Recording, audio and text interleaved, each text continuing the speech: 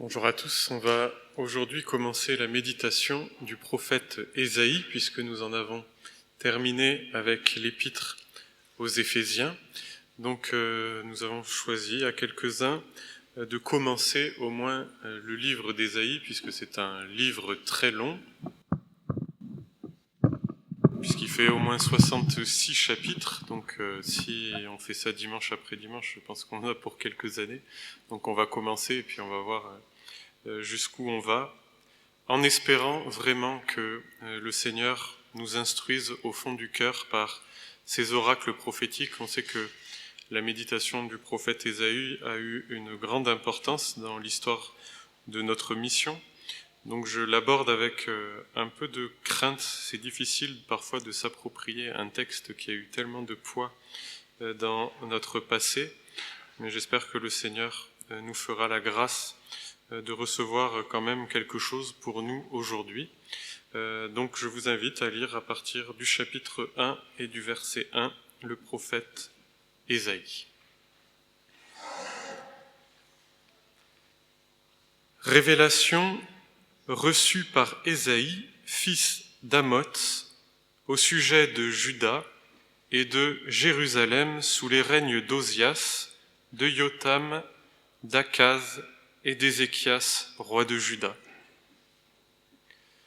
Vous, les cieux, écoutez, toi, terre, tends l'oreille, c'est l'Éternel qui parle. J'ai nourri des enfants, je les ai élevés, mais ils se sont révoltés contre moi. Le bœuf sait bien à qui il appartient, et l'âne connaît la mangeoire où le nourrit son maître. Mais Israël ne veut rien savoir, et mon peuple ne comprend pas. Malheur à toi, nation coupable, peuple chargé de crimes, race de malfaiteurs et enfants corrompus. Vous avez abandonné l'Éternel, méprisé le Saint d'Israël, vous lui avez tourné le dos. Vous avez abandonné l'Éternel, méprisé le Saint d'Israël, vous lui avez tourné le dos. Alors on va lire un passage dans le Deutéronome sur lequel s'appuie le prophète Ésaïe. C'est dans le Deutéronome au chapitre 4 et au verset 26. Deutéronome 4, verset 26. Je prends aujourd'hui à témoin contre vous le ciel et la terre. Si vous faites cela, vous ne tarderez pas à disparaître du pays dont vous allez prendre possession après avoir traversé le Jourdain. Vous n'y subsisterez pas longtemps, car vous serez entièrement détruits. L'Éternel vous dispersera parmi les peuples, et vous serez réduits à un petit nombre au milieu des nations chez lesquelles l'Éternel vous forcera à aller. Là, vous serez soumis à des dieux fabriqués par les hommes, des dieux de bois et de pierre, incapables de voir et d'entendre, de manger et de sentir. Alors vous chercherez l'Éternel votre Dieu, et vous le trouverez si vous tournez vers lui de tout votre cœur et de tout votre être. Dans votre détresse, lorsque tous ces malheurs auront fondu sur vous dans la suite des temps, vous reviendrez à l'Éternel votre Dieu, et vous lui obéirez. Car l'Éternel votre Dieu est un Dieu compatissant. Il ne vous abandonnera pas, ni ne vous détruira. Il n'oubliera pas l'alliance qu'il a conclue par serment avec vos ancêtres. Vous reviendrez à l'Éternel de tout votre cœur, et vous lui obéirez. Je voudrais lire un autre passage dans le prophète Jérémie, chapitre 31, verset 31, un passage bien connu. « Mais des jours vont venir, déclare l'Éternel, où moi je conclurai avec le peuple d'Israël et celui de Juda une alliance nouvelle. Elle ne sera pas comme celle que j'ai conclue avec leurs pères quand je les ai pris par la main pour les faire sortir d'Égypte, car cette alliance-là, ils l'ont rompue, alors que moi j'étais leur suzerain, l'Éternel le déclare. Mais voici quelle alliance je vais conclure avec le peuple d'Israël. Après ces jours, déclare l'Éternel, je placerai ma loi au plus profond d'eux-mêmes, je la graverai dans leur cœur. Moi, je serai leur Dieu, eux, ils seront mon peuple. Ils n'auront plus besoin de s'enseigner l'un l'autre en répétant chacun à son compagnon ou à son frère, il faut que tu connaisses l'Éternel, car tous me connaîtront. Des plus petits jusqu'aux plus grands, l'Éternel le déclare, car je pardonnerai leurs fautes, je ne tiendrai plus compte de leurs péchés. Et ce texte est repris dans le Nouveau Testament, dans l'Épître aux Hébreux, un texte qui m'a marqué quand on le lit dans son entier. Alors c'est dans Hébreux chapitre 10, verset 15. Hébreux chapitre 10, verset 15. C'est là ce que le Saint-Esprit nous confirme de son côté, car il dit d'abord, « Mais voici quelle alliance je vais établir avec eux après ces jours-là, dit le Seigneur, je placerai mes lois dans leur cœur et je les graverai dans leurs pensées. » Puis il ajoute, « Je ne tiendrai plus compte ni de leurs péchés, ni de leurs fautes. » Or, lorsque les péchés ont été pardonnés, il n'est plus nécessaire de présenter une offrande pour les ôter. Ainsi donc, mes frères, nous avons une pleine liberté pour entrer dans le lieu très saint grâce au sang du sacrifice de Jésus. Il nous a ouvert le chemin, un chemin nouveau, vivant, à travers le voile du sanctuaire, c'est-à-dire à travers son propre corps. Ainsi, nous avons un grand prêtre éminent placé à la tête de la maison de Dieu. Approchons-nous donc avec un cœur droit, avec la pleine assurance que donne la foi, le cœur purifié de toute mauvaise conscience et le cœur lavé d'une eau pure. Et c'est là la suite aussi qui m'intéresse. Restons fermement attachés à l'espérance que nous reconnaissons comme vraie, car celui qui nous a fait les promesses est digne de confiance. Veillons les uns sur les autres, pour nous encourager mutuellement à l'amour et à la pratique du bien. Ne prenons pas, comme certains, l'habitude de délaisser nos réunions, au contraire, encourageons-nous mutuellement, et cela d'autant plus que vous voyez se rapprocher le jour du Seigneur. En effet, si après avoir reçu la connaissance de la vérité, nous vivons délibérément dans le péché, il ne reste plus pour nous de sacrifice pour les péchés. La seule perspective est alors l'attente terrifiante du jugement et le feu ardent qui consumera tous ceux qui se révoltent contre Dieu. Celui qui désobéit à la loi de Moïse est mis à mort sans pitié si 2 ou 3 témoins déposent contre lui. À votre avis, si quelqu'un couvre de mépris le Fils de Dieu, s'il considère comme sans valeur le sang de l'alliance, par lequel il a été purifié, s'il outrage le Saint-Esprit qui nous transmet la grâce, ne pensez-vous pas qu'il mérite un châtiment plus sévère encore? Vous, les cieux, écoutez, toi, terre, tends l'oreille, c'est l'Éternel qui parle. Ésaïe donc intervient à un moment où le peuple s'est manifestement éloigné de Dieu, détourné de lui. Et la première chose qu'il dit, et j'ai l'impression que pour nous, à notre époque, pour comprendre, et je dirais saisir au bon niveau les paroles que Dieu adresse à son peuple, il faut se dégager d'un certain état d'esprit. Je pense qu'on a d'une part l'habitude d'entendre ces paroles, ce qui est malgré tout assez dangereux, puisque quand Dieu parle, il parle du haut des cieux, donc il n'est pas question d'habitude, il n'est pas question d'une sorte de musique qu'on entend et qui se répète, c'est très dangereux. Mais il faut aussi sortir d'un certain état d'esprit qui peut être celui d'une forme de moquerie et d'ironie, qui est, je pense, quand même très présent dans notre génération, où on a tendance à tourner facilement les choses à la dérision et on refuse de prendre les choses au sérieux. C'est un reproche qu'on m'a parfois fait quand j'étais plus jeune, de prendre les choses trop au sérieux. C'est vrai que quand on prend les choses trop au sérieux, trop à cœur, on se pourrit la vie parfois pour rien.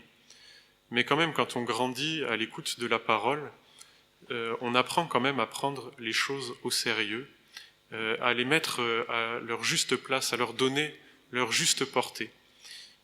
Et pour cela, il faut renoncer à un esprit de légèreté, peut-être d'ironie. L'humour est présent partout, dans nos cœurs, dans nos têtes, dans le monde autour de nous, et ne nous permet pas, je dirais, l'ambiance de dérision générale qu'il y a dans la société ne nous permet pas d'entendre les paroles de Dieu avec le poids qu'elles méritent, avec la solennité qu'elles méritent, d'autant qu'ici, Dieu s'adresse par l'intermédiaire d'Ésaïe en convoquant les cieux et la terre. Vous, les cieux, écoutez, toi, terre, tends l'oreille. Donc il y a dans cette formule quelque chose d'extrêmement solennel où Dieu rentre en procès avec son peuple. Le peuple est rassemblé, le prophète annonce la parole de Dieu et Dieu entre en procès avec son peuple. Je ne sais pas si on se rend compte tout à fait de ce que cela représente.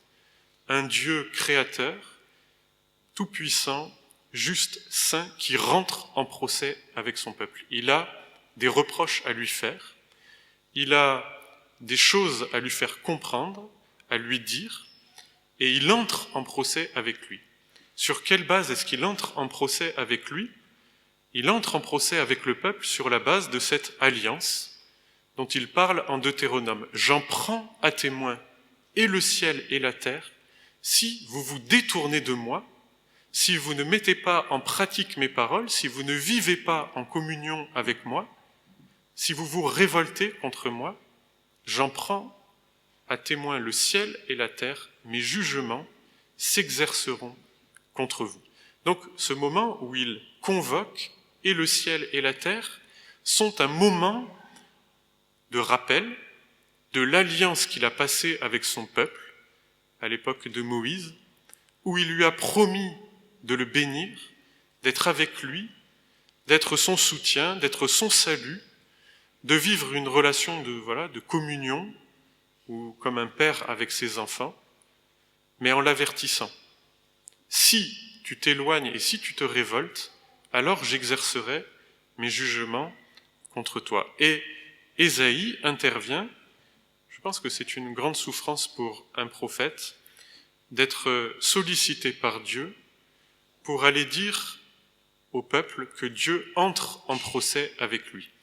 C'est d'autant plus difficile pour nous qui, ayant connaissance de la grâce qui est en Jésus-Christ, avons parfois quand même l'envie, le désir de donner à la parole quelque chose de lénifiant, de toujours insister sur les aspects positifs de la grâce, du pardon, de tout ce que les choses, je dirais, bonnes et que Dieu a révélées et manifestées en Jésus-Christ, et d'être le porte-parole d'un Dieu qui rentre en procès avec son peuple est quelque chose de désagréable parce qu'on se fait, en quelque sorte, prophète de malheur. Malheur à toi, nation coupable, peuple chargé de crimes, race de malfaiteurs. Donc le prophète qui reçoit de la part de Dieu cet oracle va à la rencontre du peuple avec ce message difficile, désagréable, de reprendre, de réprimander le peuple et de le mettre en relation, en contact, de lui rappeler ce Dieu qui rentre en procès avec lui, qui veut exercer des jugements contre lui. Ésaïe l'accepte, accepte cette charge qui lui est confiée de la part de Dieu et de lui rappeler ce que Dieu lui reproche. Vous avez abandonné l'Éternel, vous lui avez tourné le dos. Cette attitude de cœur, abandonner l'Éternel, je me demandais un peu qu'est-ce que ça pouvait vouloir dire concrètement. Parce que si Dieu rentre en procès avec son peuple, il est important de connaître quels sont les griefs, qu'est-ce qu'il reproche à son peuple. Et ce qu'il reproche à son peuple, c'est « Vous avez abandonné l'Éternel, vous lui avez tourné le dos. » Et un tout petit peu plus loin, il est dit « Ou vous frappez encore, puisque vous persistez dans votre rébellion. » Donc ce que Dieu reproche à son peuple, c'est de s'être révolté contre lui, de s'être retiré, de l'avoir abandonné. Et Jérémie dira la même chose un peu plus tard. Vous avez abandonné l'Éternel pour vous creuser des citernes crevassées qui ne retiennent pas l'eau. L'abandon de l'Éternel, c'est tout d'abord, il me semble, dans la parole, le fait d'abandonner Dieu comme Père, comme référence, comme guide pour sa vie, rejeter sa parole derrière soi, volontairement, pour vivre comme on l'entend, et la parole, elle a une expression très forte, pour suivre les chemins de son cœur.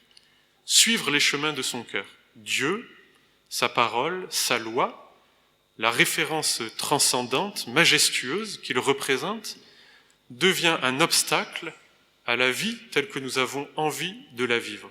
Il est un joug, il est un père qui nous contraint, et voulant vivre comme nous l'entendons, nous rejetons Dieu, nous rejetons sa parole, nous l'abandonnons pour suivre les chemins de notre cœur. C'est la tentation, je dirais, de la révolte, abandonner l'Éternel, le rejeter comme étant notre référence, comme notre Père, celui pour lequel nous vivons, qui parfois attend des choses de nous, qui nous demande des comptes de notre manière de vivre, le rejeter, faire comme s'il n'existait pas, comme s'il n'était pas notre référence, celui à qui nous devons tout. Le bœuf sait à qui il appartient, l'âne connaît la mangeoire où le nourrit son maître, mais Israël ne veut rien savoir. Ne pas vouloir savoir que tout dans notre vie vient de Dieu, qu'il est le pourvoyeur de tout bien, qu'il est le pourvoyeur de la vie, qu'il est le garant de l'alliance, mais qu'il attend aussi de nous des choses, qu'il a des exigences.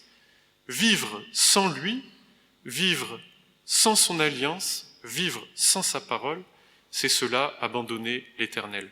Le rejeter, se révolter contre son autorité, contre ce que son autorité représente de contraignant dans notre vie.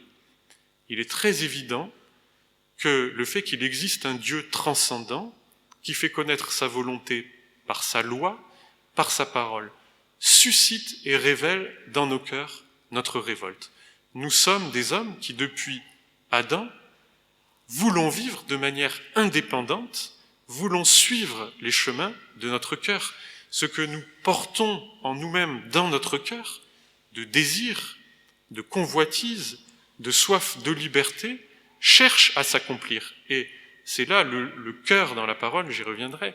Le cœur est le lieu, la parole, je dirais, circonscrit, symbolise par le cœur tout ce qui, en nous, désire s'accomplir de volonté, de convoitise, de sentiments, d'émotions, tout ce qui conduit notre vie, tout ce qui nous conduit à agir est mu par cette réalité intérieure que la parole appelle le cœur.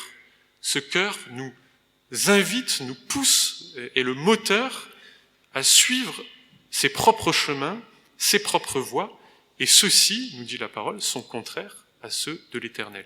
Le cœur pécheur, le cœur né dans la faute, le cœur révolté contre Dieu, veut accomplir ce qu'il est en lui-même, ce que l'appelle aussi appelle la voie de la chair, veut suivre son propre chemin. Le cœur veut suivre son propre chemin. Et Dieu se présente comme un empêcheur, comme une autorité contraignante qui empêche le cœur d'aller là où il veut. D'où manifestation de révolte, d'où volonté de secouer le joug et de s'affranchir de l'autorité que représente le Seigneur. Nous allons le voir, le Seigneur se présente à nous bien autrement. Mais dans le contexte de la loi, dans le contexte de l'Ancien Testament, le cœur révolté se manifeste au contact des prescriptions de la loi, de l'autorité du Seigneur. Et ça, c'est la première manière mais bien souvent c'est notre cas aussi. À partir du moment où la parole devient contraignante et nous empêche de vivre de la manière dont on l'entend, alors on rejette la parole, alors on rejette le Seigneur lui-même pour vivre comme on l'entend. Le problème, c'est qu'ici, le peuple d'Israël est encore un peuple religieux, c'est-à-dire que comme nous, il a la pratique extérieure du culte et de l'alliance. C'est ce qu'on verra un tout petit peu après. Donc son rejet de l'Éternel n'est pas un abandon, en tout cas extérieur, du culte et de la loi, puisqu'il semble y avoir, dans certains, en tout cas, une certaine conformité extérieure. Et par contre, ça veut dire qu'il peut y avoir un éloignement intérieur. Être présent, continuer à vivre une forme extérieure de vie religieuse, de piété et de foi, alors qu'intérieurement, le cœur est éloigné, alors que intérieurement, le cœur est dans la révolte, dans la contestation, dans la bouderie. En général, on s'éloigne de l'Éternel d'abord parce qu'on a des reproches à faire envers l'Église et envers les frères. C'est rarement du premier coup que l'on abandonne le Seigneur. C'est un chemin. C'est quelque chose qui commence dans le cœur alors que les formes extérieures de la vie religieuse et de la piété existent encore. Mais intérieurement, une distance se prend et le prétexte souvent est quand soit les hommes dans l'Église, les responsables nous déçoivent, ont des défaillances, ne sont pas à la hauteur soit de ce qu'ils prétendent, soit de ce qu'on estime pouvoir attendre d'eux. Cette amertume, cette colère existe et elle nous conduit souvent dans le silence, dans le retrait intérieur. C'est une chose qui existe, elle doit pouvoir se vivre, s'expliquer, se vivre à la lumière. Mais souvent aussi ce qui crée l'irritation, la colère vis-à-vis des autres, c'est que quand ils sont comme Ésaïe, messagers de la parole de Dieu, et que cette parole est contraignante, nous rappelle nos devoirs, peut-être dénonce et dévoile ce qui, en nous, est injuste, alors on prend prétexte de cela pour s'éloigner d'abord des prophètes, d'abord des prédicateurs, d'abord de ceux qui, par fidélité à l'enseignement de la parole, vont peut-être avoir envers nous une attitude ou des paroles qui nous empêchent de suivre les chemins de notre cœur. Et là, se manifeste dans le cœur une révolte contre le prophète, qui est au fond une révolte contre Dieu, mais on préfère s'en prendre au prophète parce qu'il est un homme, et qu'avec Dieu, on peut s'arranger comme on veut dans sa tête. Donc, intérieurement, l'éloignement, l'abandon de l'Éternel, le fait de tourner le dos à l'Éternel, commence déjà dans son cœur bien avant, quand on tourne le dos aux frères, quand on tourne le dos aux paroles de réprimande. Il est dit, si tu veux devenir sage, si tu veux connaître le bonheur et si tu veux connaître le salut, rapproche-toi des anciens, accepte les paroles de réprimande.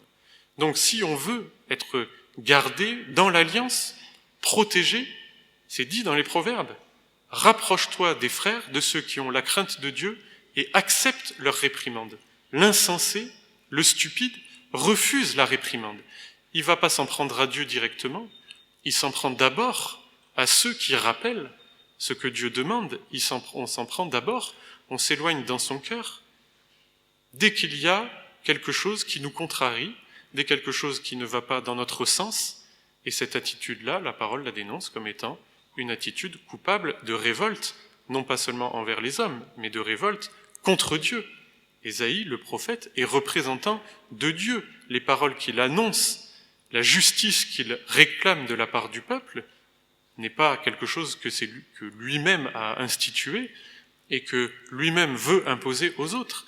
Il est mandaté par Dieu pour le rappeler et pour ramener le peuple dans le cadre d'une alliance qui sera pour lui source de bénédiction, source de consolation, source de salut. Donc le rôle des prophètes, et c'est souvent à eux qu'on s'en prend en premier, est un rôle assez ingrat. Et d'ailleurs, ce que Dieu reproche à son peuple, c'est cette ingratitude de fond. Et je me suis rendu compte que parfois on peut passer du temps à écouter les uns et les autres dans leurs difficultés, mais à partir du moment où on ne les comprend plus, qu'il y a une prise de position nécessaire, parce que ce qu'on attend souvent des prophètes, ce qu'on attend aussi souvent de Dieu, c'est qu'ils nous comprennent. Il faut qu'on nous comprenne. On veut que le Seigneur approuve et soit d'accord avec les orientations de notre cœur. Et quand on est dans la souffrance, quand on est dans la peine, on attend que les autres nous comprennent, que nos pasteurs nous comprennent, que Dieu nous comprenne. Et jusqu'à un certain point, bien sûr, il y a compassion, il y a compréhension nécessaire. Mais il y a des moments où les sources de nos souffrances, de nos difficultés, viennent aussi de nous, de notre propre cœur, de choses qu'il est nécessaire de corriger, qu'il faut dénoncer, desquelles il faut se repentir. Et en général, quand on arrive à ce moment-là, je dirais, toute la compassion, toute l'écoute qui a été apportée, tout d'un coup disparaît, et c'est l'ingratitude. Puisque on ne va pas dans notre sens, puisque la parole ne va pas dans notre sens, puisque Dieu ne va pas dans notre sens, alors on se retire, alors le cœur se ferme, et alors on garde des griefs, des amertumes, de la colère et de la révolte. Tout simplement pourquoi ? Parce que nous sommes contrariés, notre cœur est contrarié de ne pas pouvoir aller dans le sens qu'il veut, et se manifeste alors là ingratitude et méchanceté. Mais ce qui se manifeste là, à ce moment-là, est en réalité souvent la source initiale de nos problèmes et de nos souffrances. Nous y reviendrons. La colère, la révolte contre Dieu, qui se manifeste quand l'on est contrarié, quand les gens dont on espère qu'ils nous comprennent et qu'ils aillent avec nous le plus loin possible dans notre souffrance et dans notre mal-être, à partir du moment où ils ne peuvent plus nous suivre, parce que cela veut dire justifier une attitude mauvaise et justifier un péché, alors on s'éloigne, et alors on ferme son cœur et on se détourne de l'Éternel, on lui tourne le dos. Et j'aime beaucoup cette expression. On tourne le dos. Et d'abord, se tourner le dos commence par une attitude intérieure de fermeture, et ça va finir forcément par s'éloigner de l'Église. Et dans le contexte très différent du Nouveau Testament, l'Épître aux Hébreux nous dit exactement la même chose. Après avoir rappelé que nous sommes dans une alliance nouvelle, à laquelle Dieu a pourvu en Jésus-Christ, nous donnant un souverain sacrificateur excellent, placé comme dans sa maison, dans son sanctuaire. Après l'avoir rappelé et après avoir dit cette nouvelle alliance, il dit « Prenez garde, ne vous éloignez pas de vos assemblées, n'abandonnez pas vos assemblées, parce que celui qui s'éloigne volontairement pour vivre selon la voie de son cœur, pour vivre dans le péché, pour justifier des attitudes intérieures, il n'y a plus pour lui de sacrifice pour le péché. » Donc, révolte tolérée dans le cœur, éloignement volontaire de l'assemblée, signifie, sachant que le sacrifice de Jésus-Christ a pourvu à tout, vie volontaire dans l'éloignement et dans le péché signifie il n'y a plus pour nous de sacrifice pour le péché. Il ne reste plus que l'attente terrible du jugement, parce que la pratique volontaire du péché, en rejetant la parole, en rejetant ceux qui parlent, signifie l'attente, il ne reste plus que l'attente du jugement. Il n'y a pas de pardon, il n'y a pas de participation, comme on l'a lu tout à l'heure dans Pierre, à l'aspersion du sang de Christ, quand il y a révolte, endurcissement volontaire et éloignement intérieur, le fait de tourner le dos à l'Église, aux frères, à la parole et à Dieu. C'est pour ça que j'ai lu ce passage de Jérémie. Ici, Ésaïe montre que le peuple s'est éloigné de Dieu, c'est l'échec de l'ancienne alliance. Mais Jérémie prophétisait aussi, je passerai avec eux une alliance nouvelle, je mettrai mes lois dans leur cœur, je ferai qu'ils suivent mes ordonnances. Donc c'est bien au niveau du cœur que quelque chose doit se passer. La nouvelle alliance, celle à laquelle nous avons part au travers de l'aspersion de Jésus-Christ, est une alliance qui se passe dans le cœur. C'est dans le cœur que l'on s'éloigne, c'est dans le cœur que l'on revient à Dieu. Mon fils, donne-moi ton cœur, et que tes yeux se plaisent dans mes voies. Donc, quand il y a eu vie loin de Dieu, dans le rejet de sa parole, de ses prescriptions, de son Église, de son culte, il est nécessaire qu'il y ait retour à Dieu, et ce retour se fait dans quel cadre? Il se fait dans le cadre de la nouvelle alliance. Le cadre de la nouvelle alliance, aspersion du sang de Christ, don du Saint-Esprit, qui va mettre dans nos cœurs ses lois, l'amour pour son nom, qui va triompher de la révolte, qui a été crucifiée à la croix avec Jésus-Christ, et mettre dans nos cœurs un esprit de soumission, d'amour pour le Père, et de retour à lui. C'est le Saint-Esprit qui est le don par excellence de la nouvelle alliance, qui fait que nous pouvons revenir à Dieu, qu'il transforme notre cœur, qu'il change les dispositions de notre cœur, de telle sorte que nous revenions à lui de tout notre cœur. Et déjà dans le Deutéronome, Moïse disait, « Vous vous éloignerez », échec de l'ancienne alliance, « Vous rejeterez mes paroles derrière vous.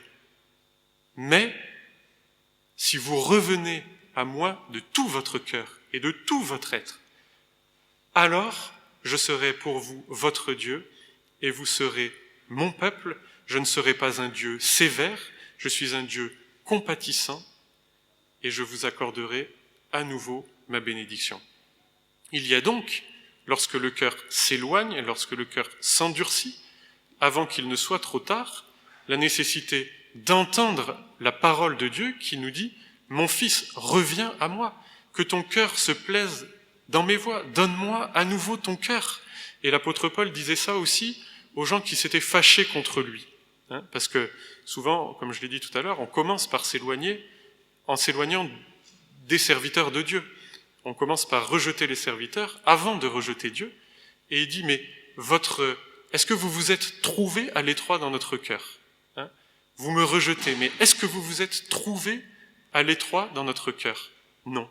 Vous avez eu en nous tout ce que vous pouviez espérer d'amour, d'attention, de compassion. Donc il y a bien retour aussi de cœur vers les frères. Après s'être éloigné, on redonne son cœur, on réouvre son cœur. On l'ouvre à Dieu, mais on l'ouvre aussi aux autres et aux frères. Et dans ce cadre, alors, la bénédiction, la restauration, la consolation, tout cela nous est accordé par la grâce en Jésus-Christ. Il est le souverain sacrificateur de ces biens qui nous sont donnés lorsque nous revenons de tout notre cœur. Et c'est là-dessus que je lisais l'autre jour un poème qu'on m'a offert à mon anniversaire de Charles Péguy, qui s'appelle « La ballade du cœur qui a tant battu ». Et donc il a des passages magnifiques sur cette réalité du cœur, et il parle de ce cœur dur comme une tour, dur comme la pierre. Et la réalité de notre cœur révolté et endurci, c'est ce cœur dur comme une tour, comme une forteresse, imprenable, dur comme la pierre, vase de détresse, vase de colère. Et le Seigneur, par sa crucifixion, détruit ce cœur de pierre, et donne un cœur de chair. Et lorsque nous nous endurcissons, notre cœur redevient cœur de pierre. Il redevient cette tour fermée aux autres, fermée aux frères, peut-être parce qu'il a été blessé, peut-être parce qu'il a été déçu. C'est possible, il faut pouvoir en parler, il faut pouvoir s'exprimer. Ça, c'est la lumière, et personne dans l'Église n'est indemne de reproches quant à l'amour. C'est pas possible, on n'est que des humains. Mais la fermeture du cœur est un péché. Et le retrait en arrière est une révolte contre Dieu.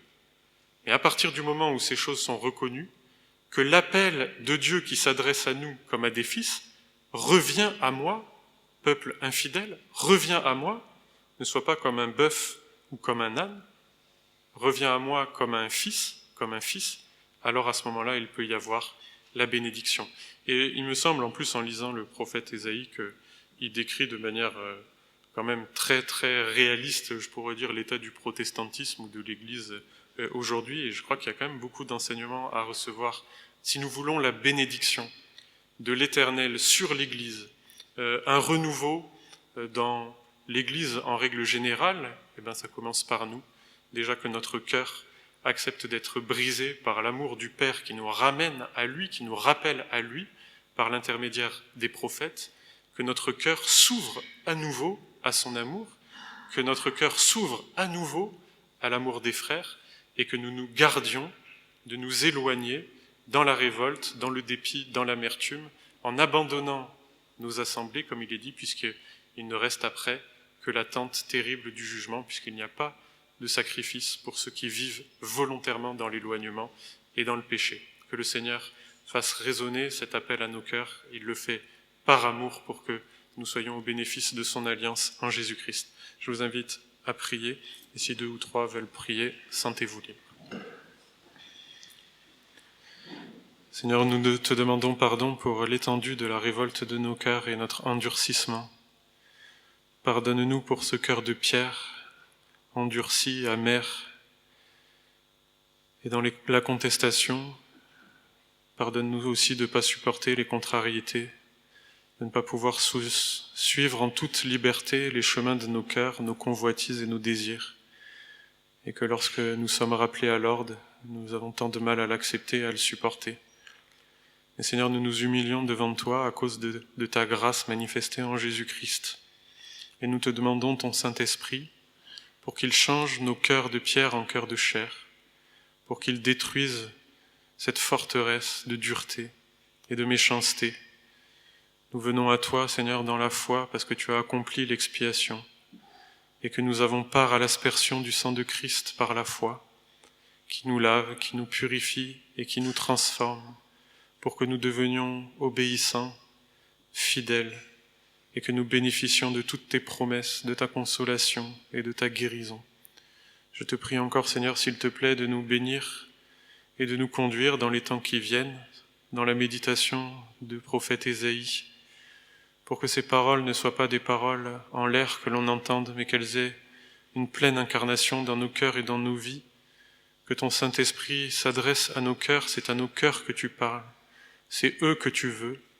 Tu nous demandes de te donner notre cœur, et Seigneur, nous te donnons nos cœurs, nous ouvrons nos cœurs à ta parole, pour que tu en prennes possession, et que tu les transformes, et que nous puissions connaître en nous ces joies que seuls tes enfants peuvent connaître. Seigneur, nous te remercions de nous rappeler tout le temps par ta parole dans ton alliance, et nous bénissons ton nom, et nous bénissons l'œuvre de Jésus-Christ. Que ton nom soit glorifié. Amen.